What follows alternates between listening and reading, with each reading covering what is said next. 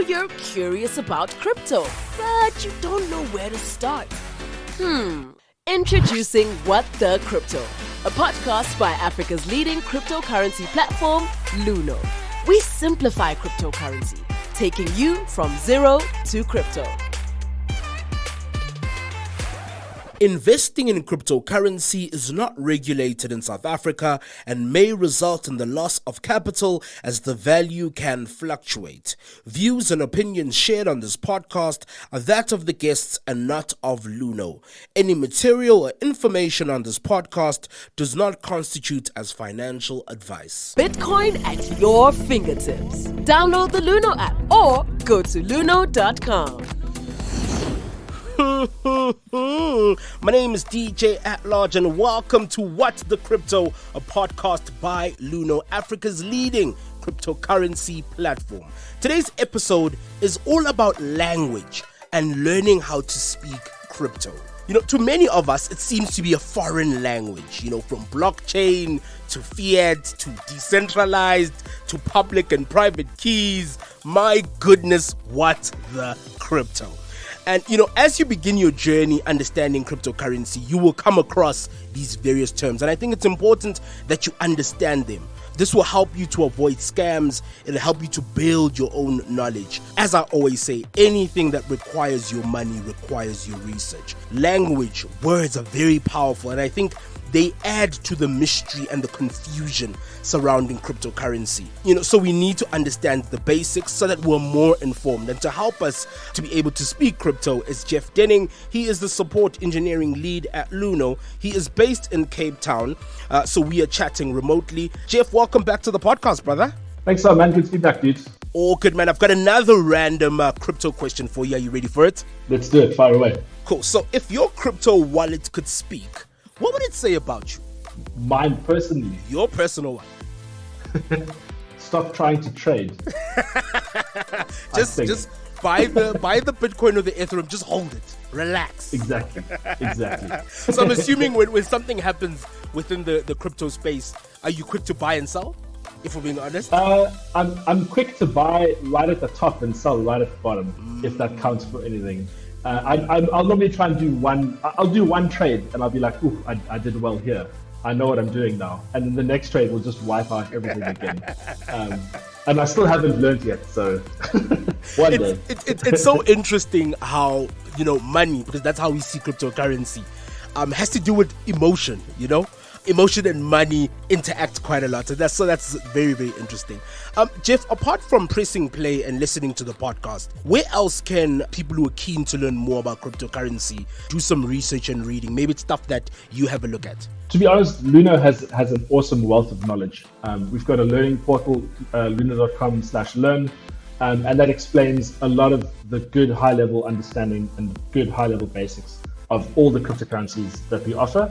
Apart from that, Coindesk is a really awesome kind of news place that I frequent quite often as well.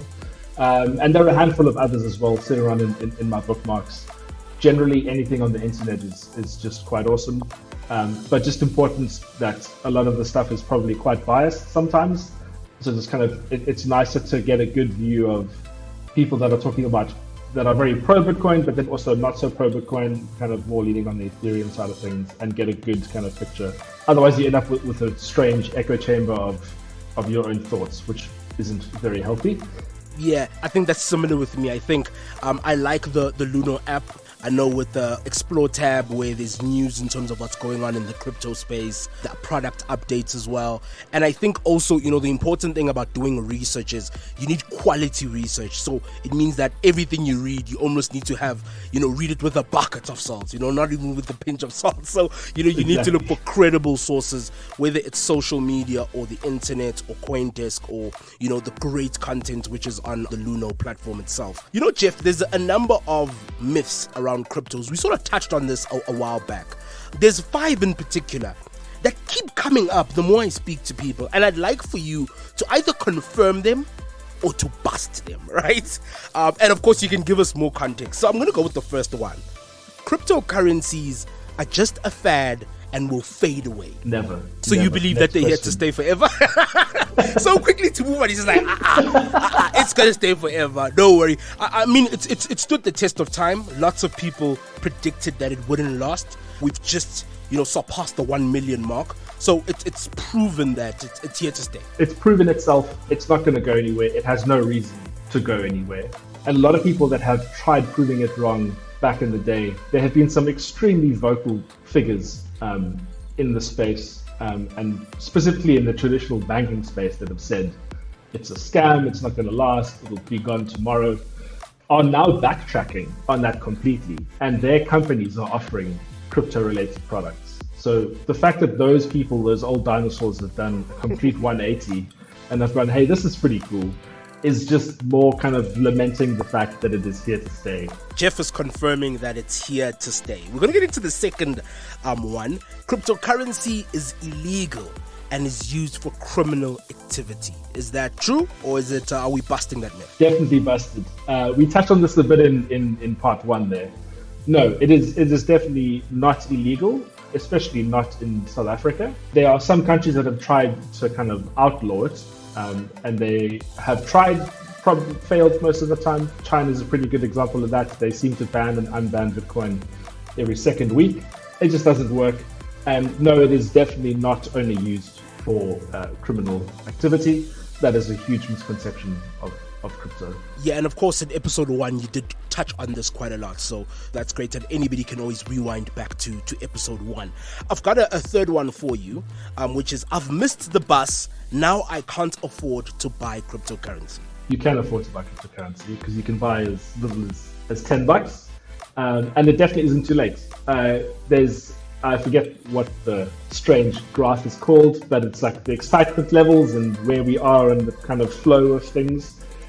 Crypto's only been around since 2009, and that isn't too long ago. So we are only at the tip of the iceberg now. If you get into crypto today or tomorrow, you are probably one of the very early on people to get in there. So it definitely isn't too late. Rather buy now and get in now as opposed to waiting it out, because in a month's time the price could have doubled and then you could be making some good money on the side. One of the things that Luno has done is they've made it easy to purchase cryptocurrency for as little as 10 Rand. So, we're moving away from you have to invest 10,000 or 20,000. Literally money that you're willing to invest and to use. So I think that's a great thing that Luno has done. The next one that I have for you, Jeff, is there is a high risk of hacking when you use cryptocurrency. This is definitely false. Hacking is also quite a broad term. It's definitely a daunting task to own your own money. And if you take a step back and think about it, to truly own it yourself, so to remove Luno from the picture and to own your Bitcoin is quite daunting, because there are some safeguards with the bank, right? If you swipe at the wrong place or whatever it is, you can potentially get refunded there, or there's some kind of insurance. There's no insurance there. So if you lose that all-important piece of paper that has access to your Bitcoin, if that's gone, it's gone. There's no one to write to. You can't complain to the manager. It's done, which is terrifying. So there's a lot of responsibility, but that isn't linked to hacking. Definitely not. But it is quite daunting to own your own cryptocurrency, which is why Luno makes it a lot easier, and have a lot of really good content, which everybody should definitely read, about securing your account and your account security in general. So have a good password, ideally in a password manager, have two-factor authentication. There's a lot of good articles on our Help Center to get started with that stuff. Yeah, definitely don't use the same password that you use anywhere else. The last myth is actually linked to number 4, right? Is that cryptocurrency is a scam. And I think it's an interesting one for us to sort of talk a bit about, because there's so many scams around cryptocurrency. But my feeling is that it itself isn't a scam. But I'll let you give us all the answers. It's definitely not a scam. Sure, scams exist in crypto. They exist in the real world as well. It's no different. Cryptocurrency 100% is not a scam. It was very early on kind of like labeled as a Ponzi scheme, because they were comparing similar things of like, if you're getting in early, you're making more money, etc., all these really strange comparisons, and none of those have come true. Scams are also typically quite short-lived. So if you go back to the Ponzi scheme example, I don't think a Ponzi scheme in history has lasted from 2009 to 2021. If it was a scam, a lot more people would be talking about it, and it would disappear by now. 100%. It is definitely not a scam. Awesome, Jeff. So, Jeff, busting some of those myths, the top 5 that I've been seeing. Jeff, I'd like for us to unpack some of the common terms that people might encounter in the world of cryptocurrency. And it's interesting that language once again links back to the myths. I think when you start to understand some of these terms, it's easy to see when there's a scam or when there's misinformation around cryptocurrency, because you know a little bit more, you understand the terms, the languages, and so forth. So there's a number of terms that I came across when I started in terms of cryptocurrency that seem to, dazzle and dribble and confuse people, right? So the first one is altcoin. Is it another coin? I mean, what is altcoin? Yeah, I think this is one thing that cryptocurrency battles with in general, right? Before I talk about the altcoin stuff, is it's just ridiculous with the terms. And it's, very, very internet and nerdy. So you can understand, if you understand the basic concept of these terms, you're good. There's no need to understand the intricate details of it. I think a lot of people don't even understand a lot of the intricate details about these terms. So understand what your comfort level is of understanding it and just move on. If you want to confuse yourself even more, put yourself to bed with some deep bedtime reading, then go for it. Yeah, so altcoin, it's a short for alternative coin, alternative specifically to Bitcoin, right? So Bitcoin was the first one that was there, and an altcoin to Bitcoin, an alternative version of Bitcoin would be something like Ethereum or any other cryptocurrency. So it's a term for any other cryptocurrency other than Bitcoin. Exactly. There I was thinking it's a coin that I can buy somewhere. That's where the confusion comes from. So I'm going to go into the second term, which we touched on in episode 1, but I think it's one that keeps coming up, which is obviously blockchain. Essentially just a list of transactions, but it is basically a gigantic list of transactions and what wallets have paid who at what time with what amount. Yeah. So it's almost like a bank statement for everybody. So yes. You know exactly who sent money to who, how much of it was it, and so forth. Exactly. That's a really big bank statement for everybody. So another word that people seem to just throw around with the assumption that everybody understands is decentralized. And maybe we can actually use an example with it. This could be quite a tricky one. Decentralized, I think, can mean a few things. In short, it just means that it isn't in one place. A bank is a centralized organization because it has staff and it has a CEO and a company behind it. Decentralized means that there's no really authority. So if they want to make something purple, everybody has to vote on it because there could be 10 people in this decentralized organization, if you want to call it that. And if everyone votes for it, yes, cool, then we do it. But if not, then we don't do it. The internet is decentralized in a bigger sense of the word because it is everywhere. It isn't owned by one company, it's owned controlled by one person. Yeah, exactly. That now starts to make sense. Another term that economists and those with PhDs in cryptocurrency like to use is fiat. And I think there's a simpler word than fiat, but anyways, we'll break it down. Yeah, I'm not too sure where this comes from. The first time I heard about fiat was talking about Bitcoin and learning about Bitcoin, where they kept talking about fiat, and I was like, what is this fiat thing? It's just normal money. It's much more simpler. It's just normal money. Paper money, money in your hand, rands and cents and dollars and so forth. Just call it rands. But our listeners now know when somebody is trying to be all fancy using words like fiat, what it actually means. It's just money. All right, cool stuff. So another term that I hear quite often is public and private keys. I don't know if they talk about keys for a car or for a house, but I'd like for you to break that down for us. These are the things that essentially keep your Bitcoin wallet safe on the internet. The public key is one that is out there. It's very similar to your wallet address, but everybody knows what that is, right? So it can be like your name. So Jeff or DJ at large. That is everyone knows that name, right? And you can't get anything out of that. It's just here's my name. And the private key, I've shot myself in the foot here because I don't know what I can relate to with a name. But a private key is the thing that you can kind of access your wallet with, right? So to use another analogy for a private key, it's your internet banking password. and your public key might be your username for your password. Maybe that's a better analogy than the name thing. That was silly. So I can give you my internet banking username, but it's useless without my password. If I give you both, you can access my money. If you only have one, you can't access my money. That's really just what it is.